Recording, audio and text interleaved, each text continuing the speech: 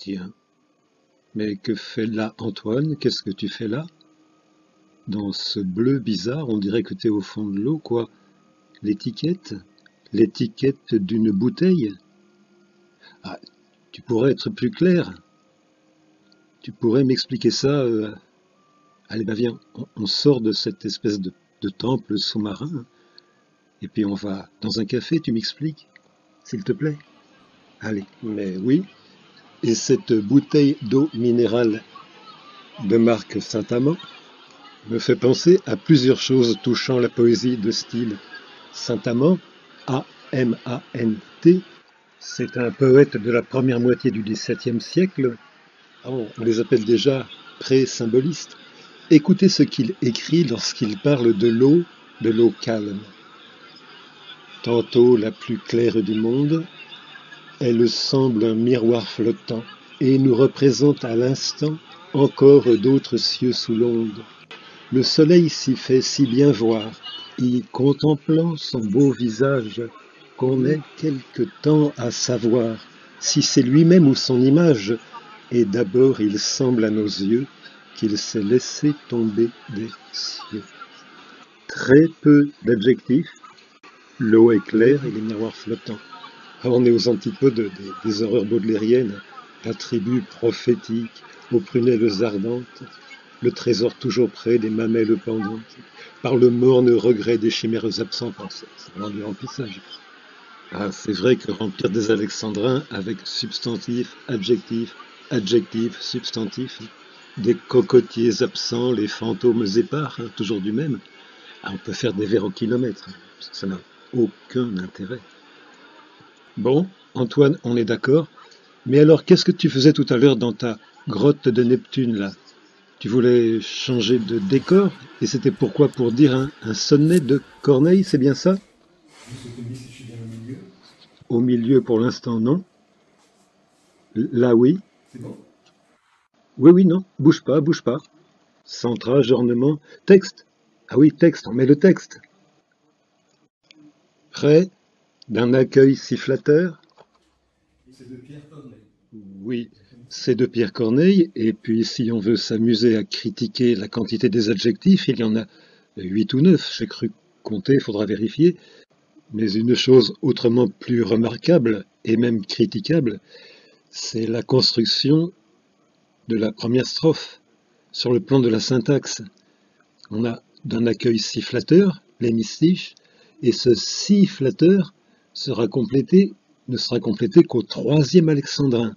Que souvent à l'erreur, d'un accueil si flatteur, que souvent à l'erreur j'abandonne ma foi. Et entre les deux, une longue proposition incidente, un alexandrin et demi, un accueil si flatteur, et qui veut que j'espère, vous payez ma visite alors que je vous vois, franchement les trois que, ce n'est pas très heureux, et puis cette étrange construction syntaxique rend la lecture, l'interprétation délicatissime. Bien, écoute Antoine, je prends le texte, je descends à la rivière, je vais essayer d'en donner une lecture simple, spontanée. Je veux revoir tout ça. C'est le grand Corneille quand même. D'un accueil si flatteur, et qui veut que j'espère, vous payez ma visite alors que je vous vois, que souvent à l'erreur j'abandonne ma foi, et crois seul avoir droit d'aspirer à vous plaire. Mais si j'y trouve alors de quoi me satisfaire, ces charmes attirants, ces doux je ne sais quoi, sont des biens pour tout autre aussi bien que pour moi, et c'est dont un beau feu ne se contente guère.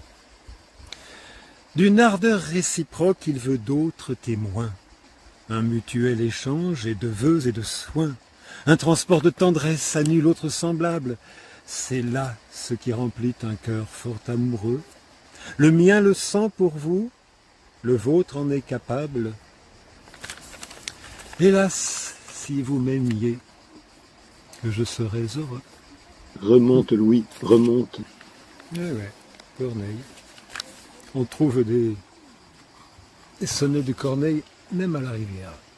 Oui, mais alors l'inversion et l'incidente du début du sonnet, c'est infernal. Bon, remonte vite, il y a peut-être le loup. Reviens, Blanchette, reviens. Elle a besoin de partir elle aussi. Ouais, c'est triste comme histoire quand même. Ouais, ça monte fort. Hein. Rentre vite. Oui. Le Grand Sud. Si vous ne croyez pas qu'il y ait ce Grand Sud, je vous le prouve. Ça grimpe quand même. Vous voyez, ça c'est pas un pommier. C'est des agaves.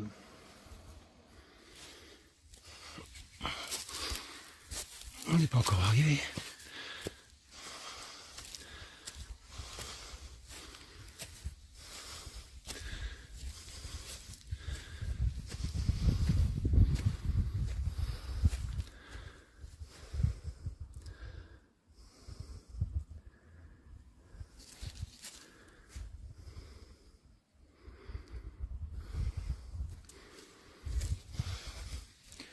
Et ça grimpe, et ça grimpe.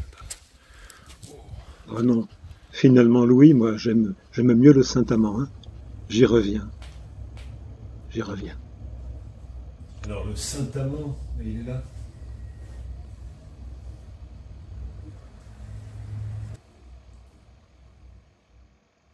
Tantôt la plus claire du monde, elle semble un miroir flottant, et nous représente à l'instant encore d'autres cieux sous l'onde. Le soleil s'y fait si bien voir, y contemplant son beau visage, qu'on est quelque temps à savoir si c'est lui-même ou son image, et d'abord il semble à nos yeux qu'il s'est laissé tomber des cieux. Je le redis. Parfois l'eau est trouble, mais là, parfois l'eau est trouble. Il nous la peint trouble, mais là Tristan la montre, tantôt la plus claire du monde. Elle semble un miroir flottant, et nous représente à l'instant encore d'autres cieux sous l'onde. Le soleil s'y fait si bien voir, y contemplant son beau visage, qu'on est quelque temps à savoir si c'est lui-même ou son image, et d'abord il semble à nos yeux qu'il s'est laissé tomber des cieux. Moi je trouve vraiment, ce que la plupart ne savent pas, c'est que pour écrire qu'on est quelque temps à savoir, on ne peut l'écrire que grâce aux contraintes de l'octosyllabe. C'est une trouvaille. On est quelque temps à savoir. Il avait que 8 syllabes pour exprimer l'hésitation, le doute sur la nature de ce qu'on voit.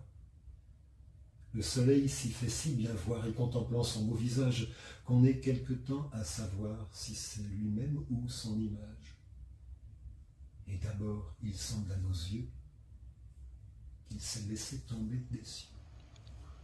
Eh oui, Antoine, qu'on ait quelque temps à savoir, c'est magnifique.